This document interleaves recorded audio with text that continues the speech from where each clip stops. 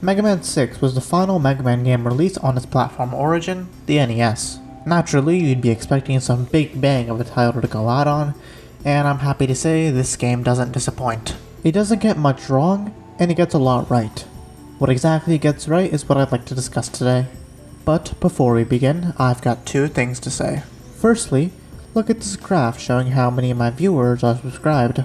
It looks a little skewed to one side, right? So if you could just scroll down and subscribe, that'd be great. Subscribing convinces YouTube to show my videos to more people, and it motivates me to create more videos. Secondly, this is my 6th video in my Mega Man retrospective.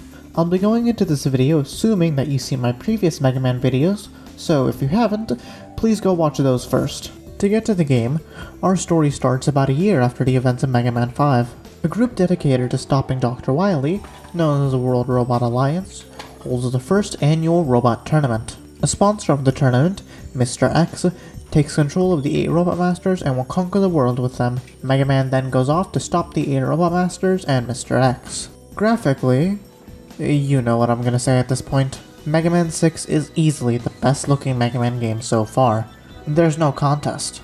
Look at the foreground of Centaur Man stage, Wind Man stage, Flame Man stage. This game is just so visually appealing, especially for an NES game. The game's soundtrack is also really good. The Complete Works rearrangements always go for this rock/synth style, and I absolutely dig it. Some of my favorites include... Hold on.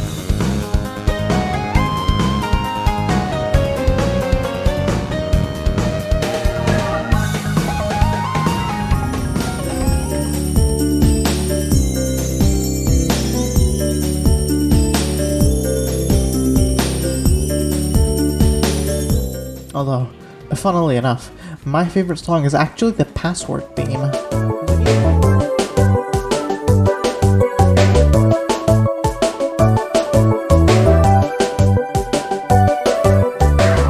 The game's levels are all really good. Blizzard Man stage introduces explosives that go off a few seconds after you hit the button. Plant Man has springs that shoot you pretty high into the air. He also has these platforms you need to shoot to stand on. Centaur Man has water that rises and falls, and you'll have underwater physics when you're in the water. Wind Man has turbines that push you into the air, but you gotta move fast to the altitude you need while not hitting the spikes. And Flame Man has enemies you need to hit with a charge shot so that they flip upside down and you can ride on them. Each stage has a unique gimmick that makes it unique, while also not being annoying. Mega Man and Rush have also been given upgrades. The Mega Buster has been changed again, and its charge shot is a middle ground between Mega Man 4s and Mega Man 5s. It's not too big, while not too small. Rush's upgrades allow him to merge with Mega Man into two forms, the Jet Adapter and Power Adapter. The Jet Adapter allows Mega Man to fly up for a short time, but it's gotta charge up first by being on the ground for a bit. You also don't immediately fly up. The Power Adapter allows Mega Man to throw punches,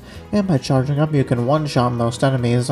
You can also destroy some destructible blocks with the Power Adapter, which allows you to access different routes or get extra items. Overall, this is really cool. It gives Rush more to do, and it gives Mega Man some unique tools, and Rush Coil and Rush Jet were removed in this game. Makes sense, as they were both mostly replaced by the Jet Adapter. The Beat Letters have also made a return in this game.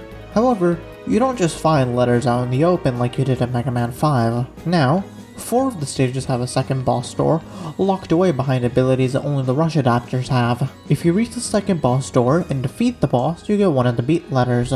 To be honest, I don't really miss the letters in Mega Man 5. I did like them, but I'm fine with not having them in the place of secondary pathways with the Rush Adapters. It also gives those adapters something more to do. However, it does mean that if you go through a stage without the Rush Adapters and want to get one of the Beat Letters, you'll have to beat the stage, get the Rush Adapter, and then come back. In my case, I had to defeat Nightman normally, then fight Flame Man like 3 stages later, and then go back to get the letter Nightman stage. So it has the upside of making the Rush Adapters pretty useful, while also having the downside of making you revisit stages.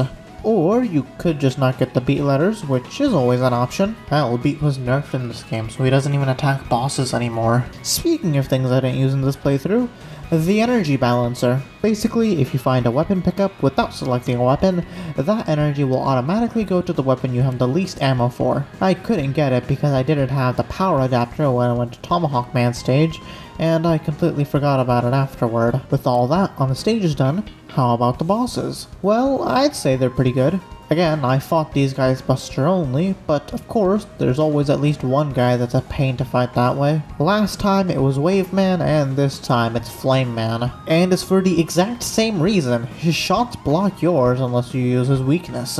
So I pulled out Windstorm against him.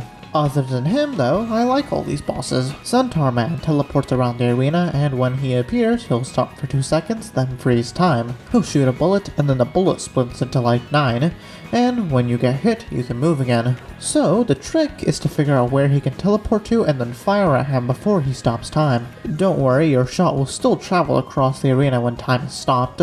Just be sure to actually fire before that happens. Nightman has a shield that stops all projectiles, so your only chance to hit him is when he lowers his shield to hit you. So you've got to jump over the spike ball, shoot him, then jump over the ball again. Good stuff.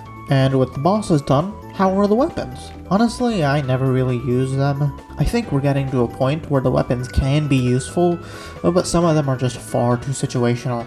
And the Mega Buster is just so good of a job that you don't need to use any of the special weapons regardless of how good they actually are. Some of these weapons kinda suck though, like Blizzard Attack. 4 projectiles appear in front of you and they fire. It sounds good, but it takes so long for them to actually start moving that the enemy will probably have moved out of the way by then. Windstorm doesn't actually deal damage, but it instead lifts enemies up in the way. I actually have no clue what Flame Blast does besides destroying these ice walls.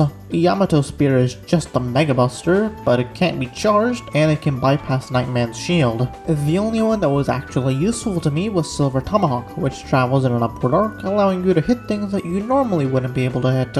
But yeah, other than Silver Tomahawk, not a very useful set of weapons. And from my memory, the rest of the franchise will continue on like this. Like, when I'm thinking of special weapons from games past Mega Man 6 that I've played, like 7, 10, 11, and the X games, I'm drawing a blank in terms of what weapon did I use regularly. But with all that out of the way, let's move on to the castle stages.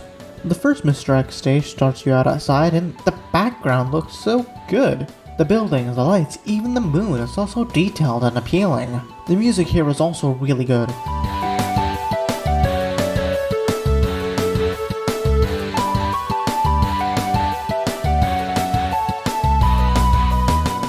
The boss of this stage is the Rounder 2. There's 2 of them, and they follow the railing on the background.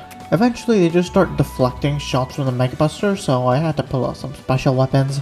Stage 2 introduces platforms that appear solid, but you'll just fall through them. This isn't like the Trek Mega Man 2 pull though, as you can see which parts are solid and which aren't, so you've just gotta be paying attention. The boss of this stage is the Power Piston, which moves up and down the wall in front of Mega Man. He actually can't be hit with a Mega Buster, so I had to pull out Silver Tomahawk to take him down. It's a fun fight. You've got to avoid the boulders falling down, the shots he's firing, and you've got to align yourself so that the Tomahawk will actually hit him. The third stage introduces these blocks that will fall down when you stand on them, but their counterparts will rise upwards in turn. So you've got to make the block you're going to jump on rise, or while not falling so far that you can't reach it. The boss of this stage is the Matonger Z. Ahmet is piloting a tank that'll keep moving towards you, so you gotta push back at him by firing at him while still shooting the Met Control again while avoiding the shots he fires. Stage 4 takes full advantage of the Power Adapter's abilities by littering the stage with blocks that the Power Adapter can break. There are also blocks that can't be broken, but instead pushed. There are also pillars rising from the ground, and some enemies appear from those pillars. Hey, editing Zemshia here. Is it just me, or am I the only one person who keeps on thinking of Akihiko whenever I see the Power Adapter? I mean, I know it makes sense, but now that I'm scrubbing through the footage, I can't get it out of my brain. The final boss is the X-Crusher. It's pretty massive, and it swings around the arena. It also reuses the attack used by Wily Capsule 5, where purple spheres travel across the ground and you've got to jump above them. But Mega Man defeats Mr. X, and it's revealed that Dr. Wily was behind it all this time. And now we've got to go through Wily Castle 6. Wily Stage 1 isn't much to write home about, so the boss of this stage is the Mechasaurus. It fires platforms for you to stand on, while also shooting fireballs from its mouth. So you gotta get on the platforms and hit the dragon's head while also dodging the fire he shoots out. The second stage has ice physics, but thankfully they aren't that bad here. Probably because there weren't any bottomless pits here unlike Cossack Citadel 1. The boss of this stage is the tank CS2. The strategy here was the same one for the Metongers. You push back the tank, then fire at the weak spot. The third stage starts underwater, and there are fan enemies that push and pull you while you're surrounded by spikes. After that, it's time for the boss rush. Once again, I just pulled out the weaknesses and put on a YouTube video. As you should know by now, I don't like the boss rushes. It's just a way to recycle content and extend playtime before the curtain falls. The fourth stage is a boss against Wily Machine 6 and Wily Capsule 3. Wily Machine 6 has two phases, and in both Wily keeps on jumping around, attempting to flatten you, and he also shoots out blue spheres to hit you. Wily Capsule 3 isn't very good as he teleports around out of your reach. I actually pulled out Beat here before I went to the wiki and learned he can't attack bosses. After that, I pulled out Silver Tomahawk and defeated him. But before I move on, the final boss theme is incredible.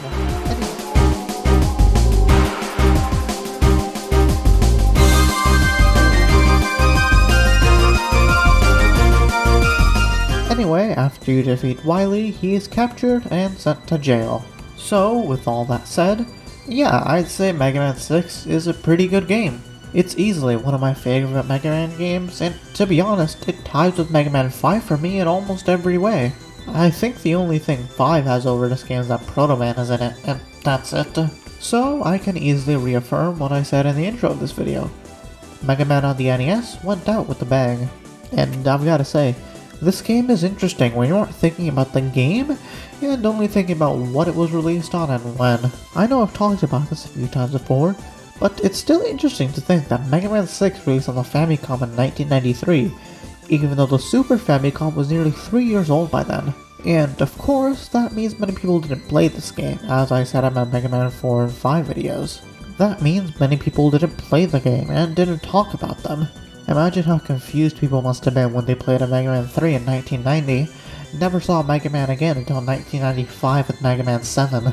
That must have been pretty funny, and kind of embarrassing for a Mega Man fan to admit back then. Yeah, Mega Man just kinda stuck around on the NES.